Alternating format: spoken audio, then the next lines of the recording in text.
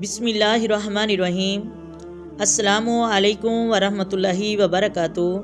ناظرین، آج کی ہماری ویڈیو کا ٹاپک ہے اگر رات کو عورت پر غسل واجب ہو اور وہ بغیر غسل کے گھر کے کام کاج کر سکتی ہے تو آئیں جانیں اس ویڈیو میں۔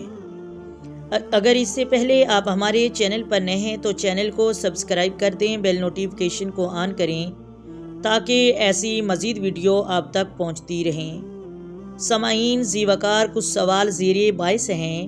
محترم ناظرین، یہ سوال بھی زیر بحث ہے کہ رات کو میاں بیوی پر غسل واجب ہو اور وہ بغیر غسل کیے ہی سو گئے اور صبح وہ بغیر غسل کیے ہی گھر کے کام کاج میں لگ گئیں اور بعد میں اس نے غسل کیا تو کیا غسل ہو جائے گا؟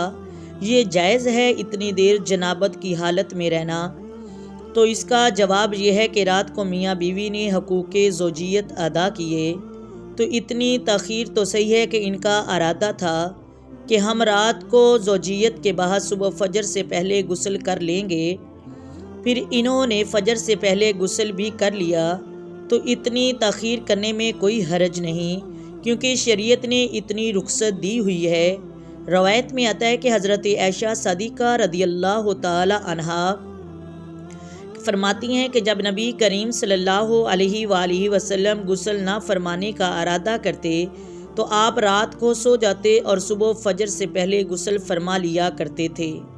اتنی تاخیر تو شریعت نے دی ہے، لیکن جب میاں بیوی پر غسل واجب ہو اور ادا نہ ہو، پھر انہوں نے اتنی تاخیر کر دی کہ نماز قضا ہو گئی اور گھر کے کام کاج میں لگ گئے تو اب اس پر گناہ ہے، نماز بھی قضائی۔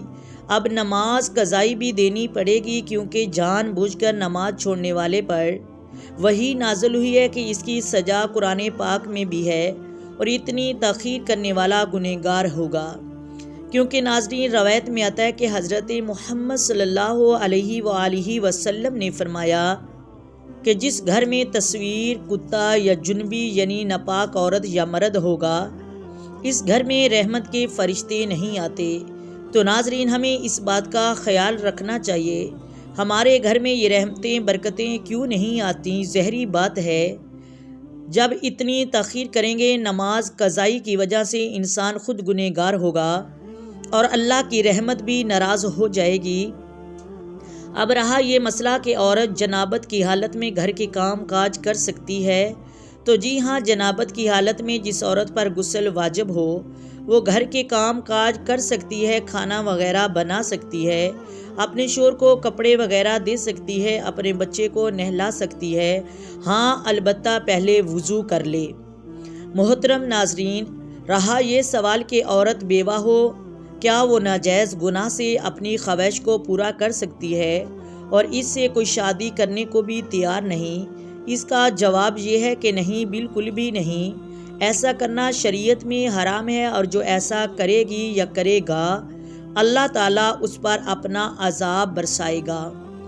محترم ناظرین، کیونکہ اللہ رب العزت نے عورت کی خواہش پورا کرنے کے لیے مرد کو بنایا ہے اور مرد کی خواہش پورا کرنے کے لیے عورت بنائی گئی ہے، اور یہ جو عورتیں شادی نہیں کرتی اور اپنی خواہش پوری کرنے کے لیے ناجائز کاموں کو کرتی ہیں تو یہ سراسر بے حیائی گناہ ہے جو قرآن میں حرام ہے، اور جو مرد آپس میں ناجائز کام کرتے ہیں اللہ تبارک و تعالیٰ نے وہ بھی حرام قرار دیا ہے۔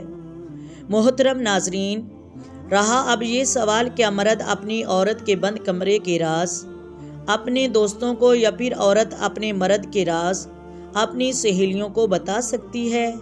تو ناظرین، اس کا جواب یہ ہے کہ اللہ رب العزت کا فرمان ہے اور نبی کریم صلی اللہ علیہ وآلہ وسلم نے فرمایا کہ جو مرد یا عورت اپنے شوہر کے راز یا عورت اپنے شوہر کے راز بتائے گی، اس پر اللہ تبارک و تعالیٰ کی لعنت ہے، کیونکہ میاں بیوی ایک دوسرے کا لباس ہوتی ہیں اور ایک دوسرے کی باتیں ان کی عزت اور خیر خواہی کے لیے ہوتی ہیں، لہٰذا یہ کسی بھی صورت جائز نہیں کہ اپنی میاں بیوی ایک دوسرے کی باتوں کا اپنی دوستوں یا سہیلیوں میں شیئر کریں۔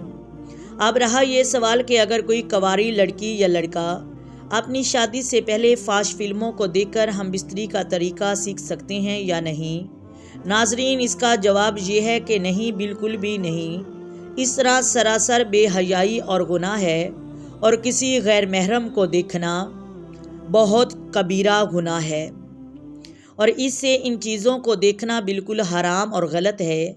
ناظرین، ان چیزوں کا ہمیں خیال رکھنا چاہیے، اور ان چیزوں کو جن کی وجہ سے ہمارے معاشرے خراب ہو رہے ہیں، ان سے ہمیں پرہیز کرنا چاہیے۔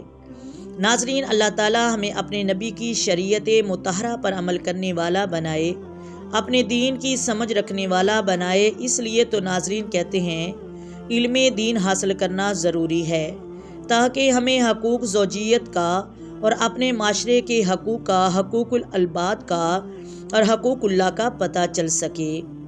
لہٰذا ہمیں اپنے دین پر عمل کرنے والا اللہ رب العزت بنائے، آمین ثم آمین۔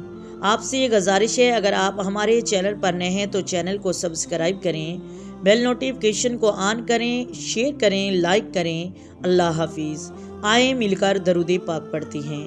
الصلاۃ والسلام علیک یا سیدی یا رسول اللہ، الصلاۃ والسلام علیک یا سیدی یا نبی اللہ، وعلی آلک وصحابک یا سیدی یا محمد رسول اللہ۔